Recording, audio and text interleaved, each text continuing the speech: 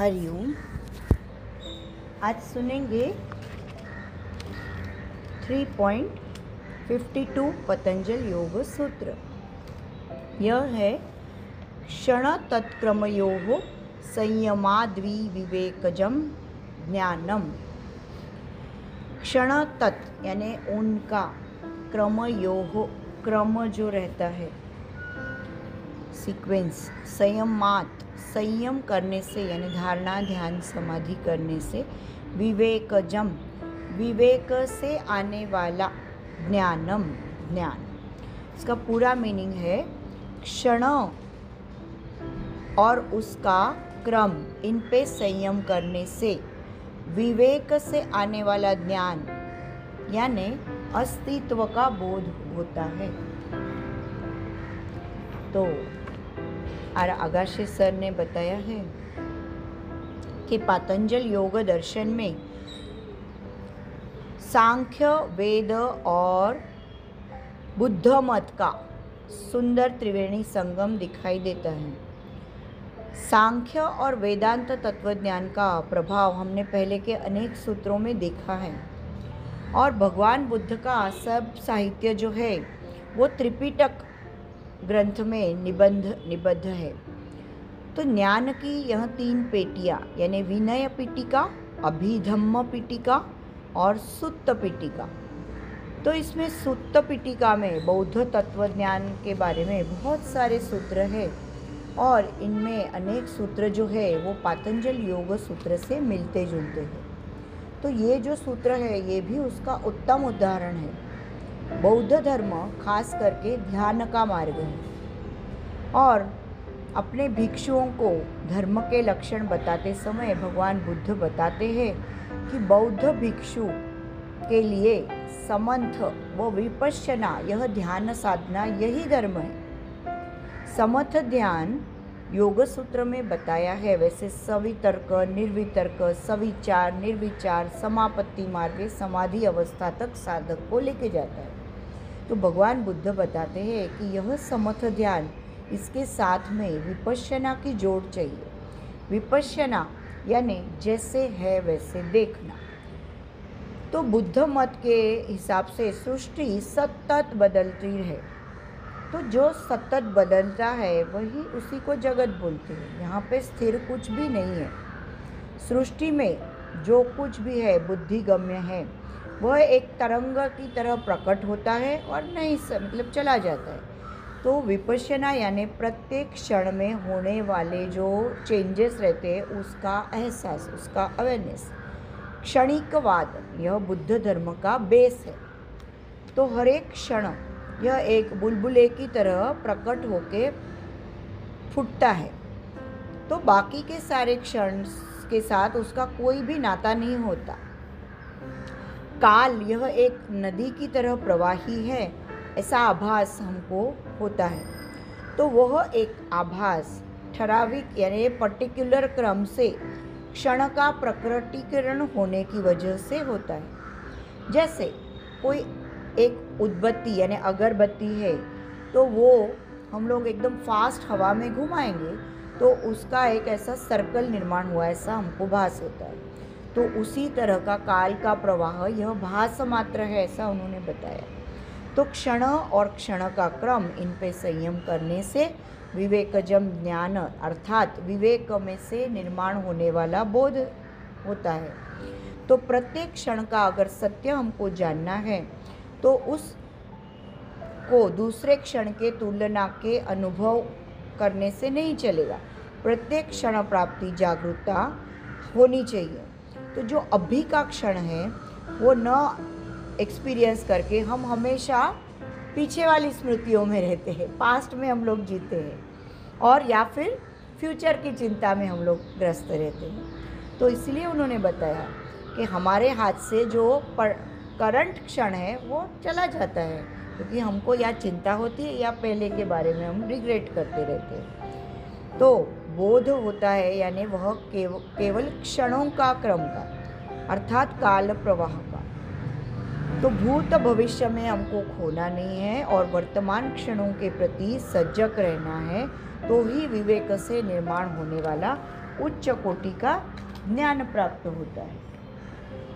वैसे ही कोपर्डेकर जी ने बताया है कि क्षण, यह काल विभाग 1.5 सेकंड का होता है। क्षण का मतलब कितना है उन्होंने बताया, और ऐसे श्रीमद् भागवत में बताया है, ऐसे उन्होंने बताया। तो भूतकाल का हर एक क्षण व क्षण के क्रमों का अभ्यास किया तो घटनाएं कैसे घटती है वो समझता है, और इसी से फ्यूचर में क्या होने वाला है वो भी समझता है। तो जो प्रोग्रेसिव योगी और ऋषि ऐसे क्षणों का अभ्यास करते हैं और पहले क्या हो चुका है और आगे क्या होने वाला है, ये उनको बराबर समझ में आता है। अभी स्वामी आनंद ऋषि जी बनाते हैं, संयम के सहाय से काल के गति की तरफ सूक्ष्मता से हम देख सकते हैं। तो उसी में से काल का सूक्ष्मतम भाग भी हमको समझ में आता है। तो ऐसे ज्ञान को ऋषि पतंजलि ने विवेकज ज्ञान, यानी विवेक से जन्म पाया हुआ ज्ञान, ऐसे बोला हुआ है। 2.26 सूत्र में दृष्टा और दृश्य से अलग होने वाला ज्ञान यानी विवेक ख्याति ऐसे बताया। स्वामी हरिहरानंद अरण्य, इनके मत से 2.26 में बताया हुआ विवेक ख्याति ये प्रस्तुत सूत्र से विवेकज ज्ञान से भी ऊपर है, ऐसे उन्होंने बोला। फिर वेदकालन ऋषि, इन्होंने सूक्ष्मतम मोजमाप एक ऐसा कोष्टक बनाया हुआ है, मैं आपको व्हाट्सएप पे शेयर करूंगी। तो कृष्ण द्वैपायन व्यास रचित श्रीमद् भागवत में ये कालमापन कोष्टक है, और डॉक्टर वर्तक इन्होंने अपने पातंजल योग के निरूपण में दिया हुआ है। तो वो जैसे फॉर एग्जाम्पल बताती हूँ, एक अहोरात्र यानी 8 पहर यानी 24 घंटे, एक प्रहर यानी 3 मुहूर्त यानी 3 घंटे, एक मुहूर्त यानी 2 नाडिका यानी 1 घंटा, एक नाडिका यानी 15 लघु यानी 30 मिनट। तो ऐसा पूरा कोष्टक है। तो प्राचीन काल का ऋषियों को इतना सूक्ष्मतम विवरण करना केवल संयम की वजह से ही शक्य हुआ। धारणा, ध्यान, समाधि, उन क्षणों को बाह्य उपकरण के सिवाय उस सृष्टि का सूक्ष्म ध्यान मिलाने की गुरु किल्ली यानी मास्टर की यानी संयम। तो सुमारे 3 लक्षांश सेकंद यानी 1 परमाणु, इसी का अर्थ परमाणु यह सेकंद का ऑलमोस्ट 3 लक्षांश हिस्सा होता है। तो इतना सूक्ष्मतम शोध जो लेते थे ऋषि, निश्चित ही वैज्ञानिक वृत्ति के होने चाहिए। तो भारतीय ऋषियों का आध्यात्मिक निवेदन ये काव्य नहीं, कल्पना विलास भी नहीं, तो वो एक वास्तव है, एक वैज्ञानिक सत्य है, यानी सर्च, रिसर्च, और कल्पना विलास नहीं है और विज्ञान विलास है, साइंटिफिक रिसर्च है। तो व्यास भाष्य में क्षणों के संबंध में विवेचन करते हुए व्यास जी बताते हैं कि कोई भी द्रव्य का न्यूनतम अंश यानी परमाणु सतत मूविंग रहता है। एक परमाणु को नजीक के परमाणु तक जाने को जो समय लगता है वो क्षण है।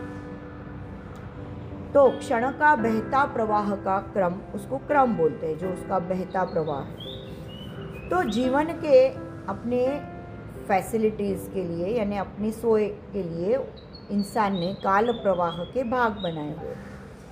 तो काल का सूक्ष्म अंश ऋषि पतंजलि उसको क्षण बोलते हैं। तो ऐसे अनेक क्षणों का मिलके प्रसंग बनता है, और फिर उस चित्त को उस प्रसंग का अनुभव आता है।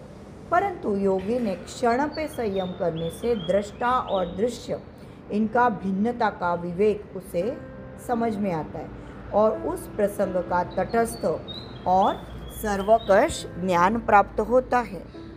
तो इस सूत्र का विवरण करते समय ओशो जी ने काल का विश्लेषण अलग अलग पद्धतियों से किया। ओशो जी बताते हैं काल के 3 प्रकार संभव है: घड़ियाल का काल, मानसिक काल और सनातन काल। काल यानी क्या, ऐसा प्रश्न चिंतनशील लोगों ने सुसंस्कृत मानवीय समाज के स्टार्टिंग से ही पूछा हुआ है और उसका उत्तर ढूंढने का प्रयत्न किया हुआ। सूर्य चंद्र की गति के जैसे, दीनदर्शिका के जैसे घड़ियाल का जो भागता है, यह काल का नित्य परिचित प्रकार है। तो शहरी संस्कृति में जो इंसान ग्रो हुआ है, तो उसका दिनदर्शिका यानी घड़ियाल के सहाय्य से अपने काल को कंट्रोल में रखने का हम प्रयत्न करते हैं और उसी प्रयत्न में खुद को गुलाम बनाते हैं. 1 वाजला, जेवायची वेळ झाली, 4 बज गए, चाय का टाइम हो गया, 11 बज गए, नींद का टाइम हो गया, फिर वापस शाम को 4 बज गए, चाह का टाइम हो गया. तो ऐसे इंसान सोचते रहता है. भूख लगने पे खाना खाना है, प्यास लगने पे पानी पीना है, नींद आने पे सोना है, ये निसर्ग नियम हम सब भूल जाते हैं और घड़ियाल का काल यह सार्वजनिक काल है ऐसा हम समझने लगते हैं. व्यवहार के सोए के लिए, फैसिलिटी के लिए हम इसका यूज़ करते हैं. तो इंसान का नित्य अनुभव का काल का दूसरा प्रकार यानी वैयक्तिक मानसिक काल. दुखी अवस्था में, विरह की अवस्था में काल जाते जाता नहीं, वो लंबा है ऐसे लगने लगता है. और वही सुख के क्षणों में, आनंद के क्षणों में काल बहुत जल्दी जल्दी फास्ट रन कर रहा है ऐसा हमको लगता है. ओशो जी आगे बताते हैं, घड़ियाल का काल यानी इतिहास, तो मानसिक काल यानी पुराण.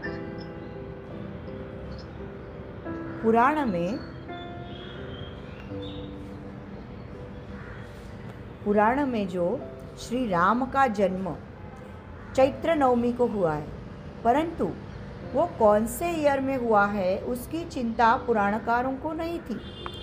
श्री राम का जन्म अयोध्या में हुआ, पर ओशो जी बताते हैं कि आपके मन की जो अंतर्यामी अवस्था है वही अयोध्या. अयोध्य ऐसा स्थान, श्री राम का उदय उस जगह पे होता है. वह उत्तर प्रदेश का अयोध्या का गांव नहीं. पुराणकार ऐसे बोलते हैं, ऐतिहासिक दृष्टि से नहीं, घड़ियाल के दृष्टि से नहीं, तो मनोनिर्मित काल की दृष्टि से. यानी ख्रिस्ती पुराण यीशु ख्रिस्त की माता कुमारी थी ऐसा उल्लेख है, तो यह ऐतिहासिक सत्य नहीं. यीशु ख्रिस्त की माता अतिशय पावन थी और ये बताने की एक शैली है.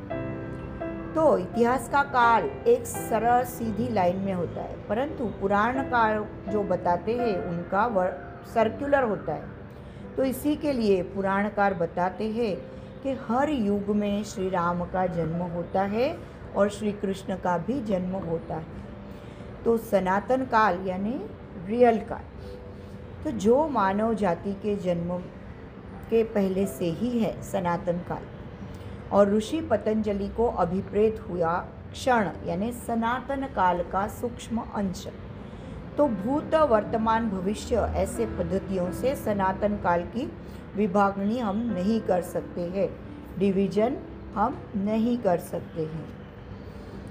संतों को, योगियों को अभिप्रेत होने वाला यही काल और अवकाश, इनका एकत्रित रूप, इसको स्पेस टाइम अवकाश काल बोलते हैं. और अवकाश काल जो है इनको व्यापने वाला तत्व यानी परमात्मा का तत्व, परमेश्वरी तत्व, कैवल्य, और वेदांती इसी को परब्रह्म बोलते हैं. तो इस तरह से अलग अलग रीत से समझाए में आया है.